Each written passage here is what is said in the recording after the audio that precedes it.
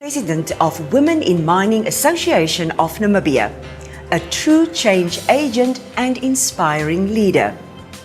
Let us join strategic thinker and seasoned facilitator Kasee Ithana now to guide the conversation for us. And don't forget, engage with us in the comments section. Thank you.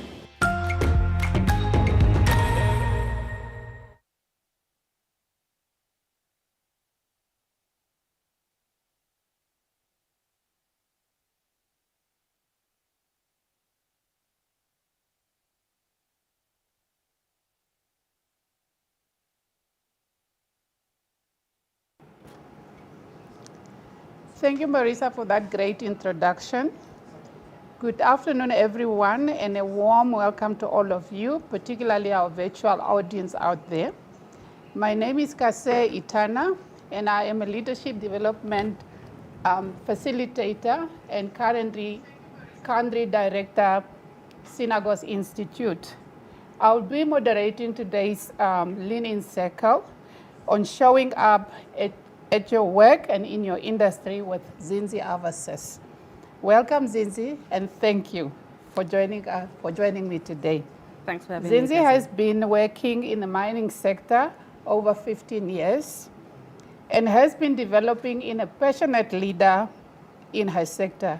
Zenzi was recently recognized as one of the 100 most inspirational women in mining globally for 2020. Congratulations on this great accomplishment, Zenzi. Without further ado, let me get right into the session and hear from Zenzi herself. Zenzi, would you tell us about your background?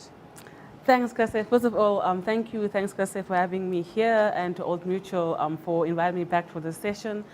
My background, so I was born in Otjiwarongo, a northern town in Namibia, and grew up in a small mining town called Arandas. And I guess that's where my story goes to, because growing up in a mining town and ending up in the mining industry. I went to school in Arandas, did my senior primary. I moved back to Windhoek, and I've been doing my primary school as well as my high school in Windhoek. I went on to study, actually I enrolled for a BSc degree at the University of Namibia. And in my second year, I think it was, I then took on geology as a subject that was just to fill my credits. And then from there, we were informed that the particular geology module wasn't going to continue. And for some reason, this geology degree or subject caught my attention. And I decided to explore that, and I went to South Africa, to Pretoria, to go and pursue my studies in geology. I then got my degree in 2004, it was, and in 2005 I came back to Namibia, where I was employed by Namibia Corporation as a staff geologist. That's really where I spent my formative years, and I really believe that my dad called it political teeth, but I think my teeth in this whole journey was cut in Oranjemund at Namdeb, yeah. And then in 2012, I accepted a transfer to our marine sister company at Dep Marine Namibia, with a head office here in Windhoek. And then, so that's 2012. And yeah, that I think in a nutshell tells a little bit of who I am and what my background is. Wow, quite interesting. From Otjiwarongo to Arandas back to Windhoek. Yes. Zenzi, please tell me your aha moment, that pivotal moment when you began to realize your contribution within the sector. So I was, I think when we had a conversation, I was saying I was really a happy-go-lucky geologist, really in the field, in the desert, minding my own business, drinking my water. And then in 15 is when I received my 10-year certificate in the industry for this company I was working for. And I think it was at that moment that I thought, 10 years? What have you done in the 10 years that you've been here? Mm-hmm. And I realized there was a little bit of frustration brewing, and I couldn't place my finger on it. But I knew that I wanted to make a change in my life, not sure what it was. I just decided that I want to go to business school. And I think it was around that time when my awareness became real of what's going on around me, noticing that as a senior at this point, senior geologist, I'm still just scratching the proverbial ceiling. At that point, I think I was in a supervisory role, and I thought, nah, man, after 10 years, this can't be real. And then I remember just doing a research, and I came across a TED Talk. Don't ask me who the lady was, but it's a fantastic Canadian leader who said that about 1% of all top leaders in the world are female, and that struck my attention. And she said that the reason why females do not make it to the C-suite is because they lack business acumen. And I'm like, aha, that's it. I'm going to go acquire my business acumen. And I enrolled for a certificate, really. It was a diploma in business management at the University of Stellenbosch Business School. It was while I was at this business school, mind you, I enrolled for this module because my plan was that after 10 years, I'm going to bow out of this industry and prepare myself to open a coffee shop. And so I thought, but you don't know anything about business, so go and understand what business is. So I enrolled for this course. And as life has it, the modules that interested me to this program, which was entrepreneurship, future studies, and I think coaching, were at the end of the year. So I had to go through all the human capital management, economics, and the interesting thing, and I think that's where my aha moment came through, is right throughout every module, I would encounter or I would discover this thing about diversity. And I realized, but this must be what was growing in my frustration. So I decided to pursue that, but with no idea that it would lead me into the mining industry and where I am today. So that was the aha moment. I think it was when I was at business school in 2016. Yeah. Thank you, Zenzi. So you have shown up for women in the industry, and I think beyond, in many ways. In April 2017, you were named founding president of the Women in Mining Association. Am I right? In November 2019, you were elected to the board of the Association of Women in Africa as a representative for Southern Africa. Wow, that's great. And last Thursday, when I got the news, I shouted and I celebrated because you were recognized as one of the 100 most inspirational women in mining globally. These are great accomplishments. Can you tell us what is the biggest challenge women are facing in the mining sector at the moment? Well, thanks for celebrating with me, Kasee. Those are really great accolades, which I'm still trying to sink in, because as I said earlier, I don't do these things to get recognition, but it's great when I do get recognized for it.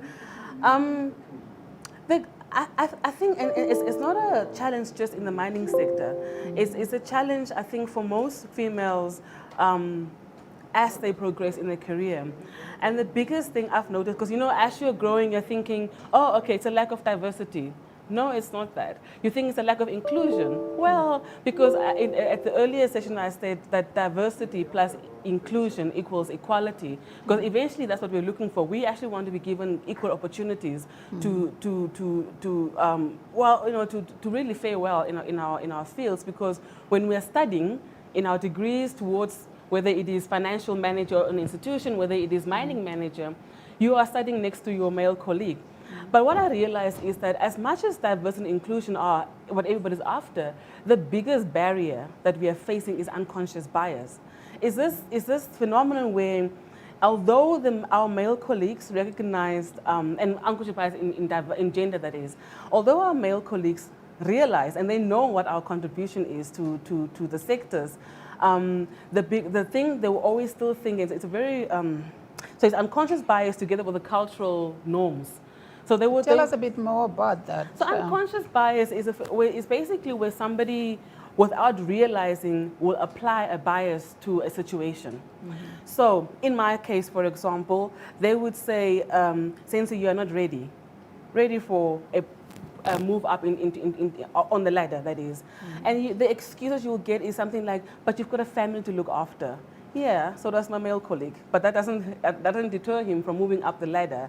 Things you'll hear, for example, is, as a female, what are you doing here, knowing full well that who must look after the children? Yet, when you're sitting on the university benches or even in the school benches, nobody considers the fact that you're a female. You know, when you are pursuing a degree in mining, or nobody considers the fact that you are a female when you're pursuing a degree. I'm nothing of banking, for example, where there's another sector where you don't see a lot of females up in the industry. So you're thinking, but how is that a problem? You know, can we address that? And I think it goes both ways. It's not just the males who suffer from unconscious bias, it's even us as females, because we have this extra added pressure on us because we want to work harder, yet and now we kind of think small of ourselves. And I think that is the biggest barrier. It's not the fact that there's a lack of, what's the word I'm looking for? The lack of diversity it is a problem, but the biggest one is unconscious bias. So can you share a particular example in your industry as you were sort of moving up the ladder, where you came across unconscious bias and how you dealt with that? Sure, okay.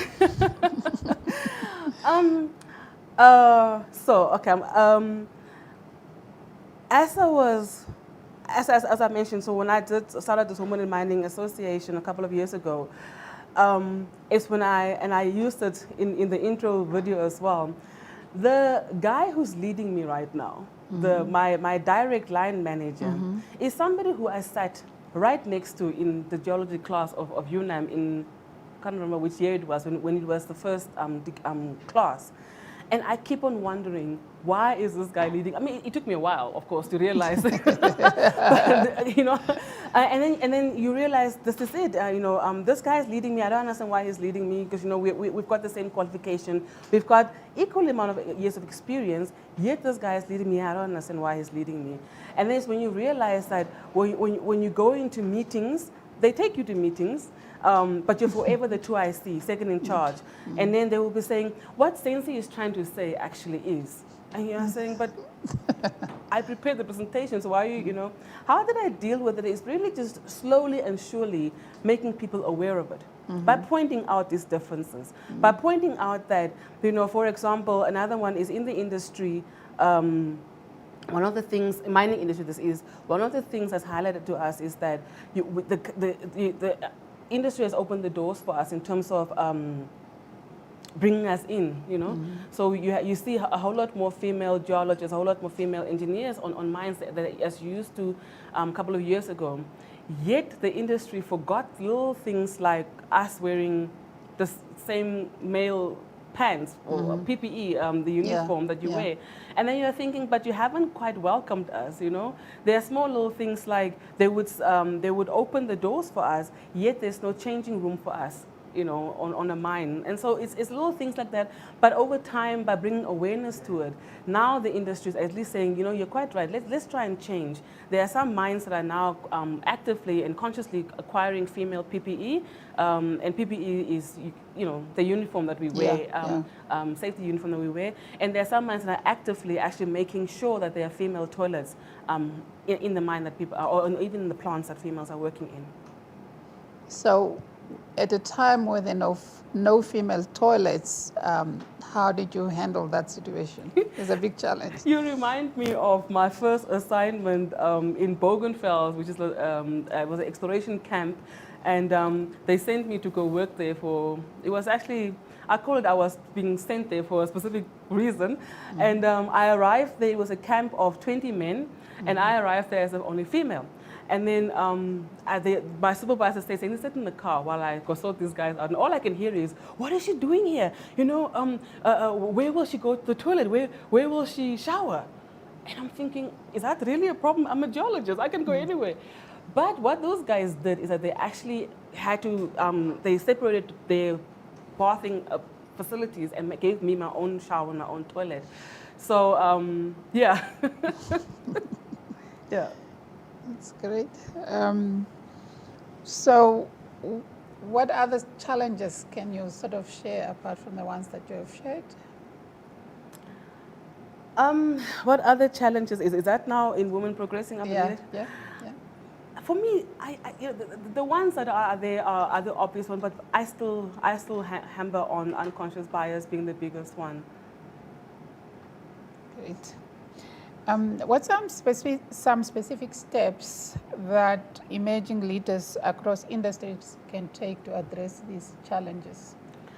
As female leaders, I think it's very important that, I think it was Eba Galondo who once wrote said that you have to remember that you got the job, and not because of your gender, but because of who you are. So it's very important that we stop looking at ourselves as the first female who. You have to take off that bias yourself, and I think you have to, when you go in there, you have to remember that you are there because of what you can bring to the table. I think, and in my case as well, it took me a while to realize I'm in a male-populated industry. And that's another thing. It's very interesting. You talk about, everybody talks about male-dominated, and you say male-populated. So yeah, I mean, can because you expand a little bit on that? The word dominated is such a self-limiting word. You know, yes, you've got more males in the industry. Doesn't mean that they're dominating. The industry is densely populated by the industry, by males. It doesn't mean that they're dominating. Now, if you walk in there and say, I'm now entering a male-dominated industry, by just saying the word dominating, you're already giving yourself a self-imposed barrier. Yeah. So I really think that's another thing we should do. Let's stop looking at these words that have been sort of circulating, which are really self-limiting. So you're suggesting that we look at the concepts that we're using that are very limiting. Yeah. Could you point at another, because I think the audience would enjoy hearing what are some of these limiting concepts that we are using out there?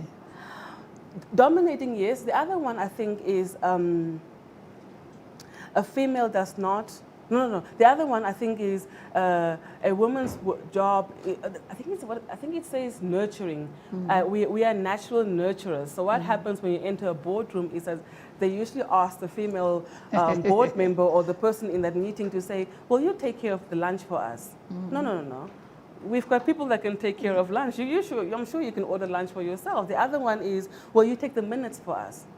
Why can't somebody else take the minutes? So it's really just. And as a female, well, I mean, we are nurtured, but there are things that we have accepted as norm, and we shouldn't really. We should remember that we are here because of because I'm qualified to be here, not because I am a token, and you just slash the whole tokenism thing. That's interesting. When you started, you talked about diversity, and you also spoke about culture. Can we sort of talk a little bit and dive deeper into the concept of culture as one of the challenges that we face as female leaders? One of my favorite quotes, and again, don't ask me who it was, but something I learned at business school is, "Culture is strategy for breakfast."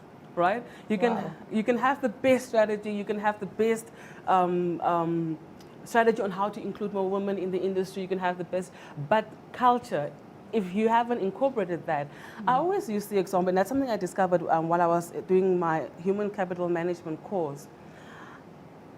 The mining industry, especially, I'll talk about Namibia. I'm not too familiar with what's going on out there that much, but our mines are owned by multinational conglomerates, right? Which could be in Europe. Yeah. In an area like the Northern Hemisphere, diversity, those issues are not that. They've gone past that. Now you bring that here, where now first where you're trying to bring an organizational culture which says, I want to see more females in leadership, right? But you come here where that is not quite going to work, because now already here they look at things like. Oh, my mind went. No, it's fine. A little bit, but now you are reminded as an African woman where you need to be, for example, and then so you have. My mind is literally going. Come back. Yeah. Yeah. What does our culture tell us? Our culture our culture talks about females are inferior to males, which is not how many males see it, should see it, right? Now when you enter a cult, where you enter a boardroom which is being led by a male, an African male, for example, who has that mindset, it's very difficult to bring in what the global market is trying to tell you. And so unless we address that cultural difference, it will be very difficult to break that barrier. Any examples of how this sort of showed up in your journey towards a senior position? Any cultural examples? Quite often we're told that your experience is lesser than mine because you had a break, because you went on maternity leave. So even though probably your colleague that you're talking about, it seemed to have more experience than you because you took a maternity leave. Yeah, that's an interesting one, because that actually did happen, not just to me, but to a few other colleagues of mine, where somebody would say, you know, it's quite right, we've got the same amount of years of experience, but remember, you've got 2 children, which means you took 18 months out. So they would count, and initially when I heard this, I thought it was a joke, but they're actually being very serious. Mm-hmm. They count the fact that you took 9 months, you're pregnant for 9 months, plus you took 4 months break. That but you can't count that as we have equal amount of years of experience. So yeah, that definitely is what some guys are thinking out there. Could you elaborate a little bit when you have the equation of diversity plus inclusion equals empowerment, could you elaborate what it means in practical terms? Because I think there are many audience there who want to know, what does it mean in real life? So the term diversity refers to bringing different people together. I'll just again, just touch on gender and not just on race or anything else. So the term diversity talks about bringing different genders together and into a workplace, right? Because the saying is that you bring a whole diverse way of thinking if you mix the 2 genders. But inclusion refers to not just looking at Kasee as a female and Isak as a male. It looks at so they value your contribution, right? So now you've got 2 different ways of thinking, but you're not just there as a pretty face. You're actually there because they value your contribution. If you bring those two things together, it would actually look at equal field. It will bring equality. You will no longer be looked at as a female, in my case, geologist.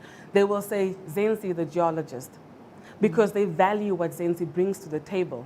So now if you bring those things together, it will lead you towards equality. And as I keep on saying, but that will not work if, for example, I see myself as I am less, I'm a lesser contributor to the table because I'm female, or if Isak, I'm sorry, Isak, for using your name as an example.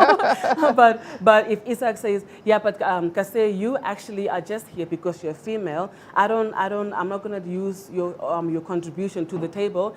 I might use only a small bit. So you're not exploring the full benefit of what diversity really should bring, because diversity, there's been a lot of business cases where it says that diversity can change will improve your bottom line, for example. Now, if you are just using me for being on that board, but you're not using how I can save you money, for example, then you will not achieve the full benefit of what diversity is supposed to bring. Quite interesting concept. Recently, I came across the word diversity, but we were talking about diversity of ideas and diversity of thought. Have you come across that, and what would you say if you move beyond diversity, as you said, that diversity male, female are included, but you really want to value the thoughts and the ideas that women are putting on the table? Any examples from your industry? So I came across a case study where they were looking at how to, because again, I must just use my industry, so these trucks that we drive on the mines, for example, they've proven that a team led by females, the truck lasts longer and stuff like that. Wow. And that really interested me a little bit, and I wondered why.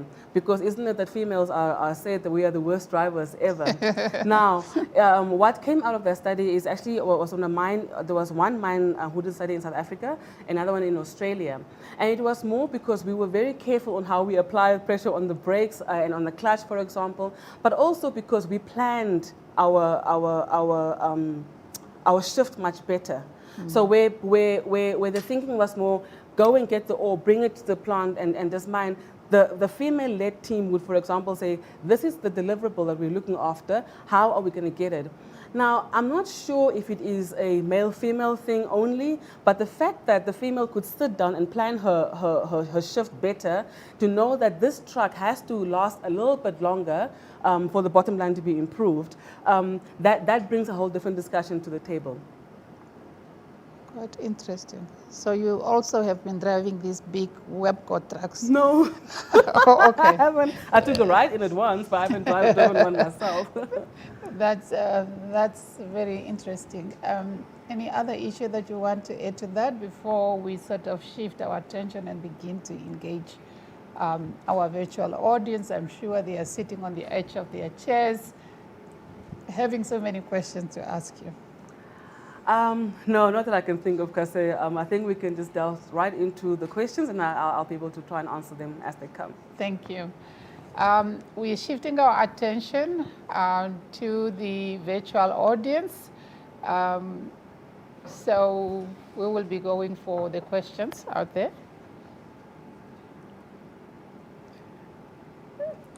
There are no questions yet. I think this is an interactive session.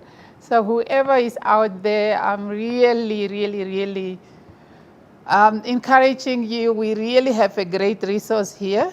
Zezi Awases, I've shared with you her accomplishments.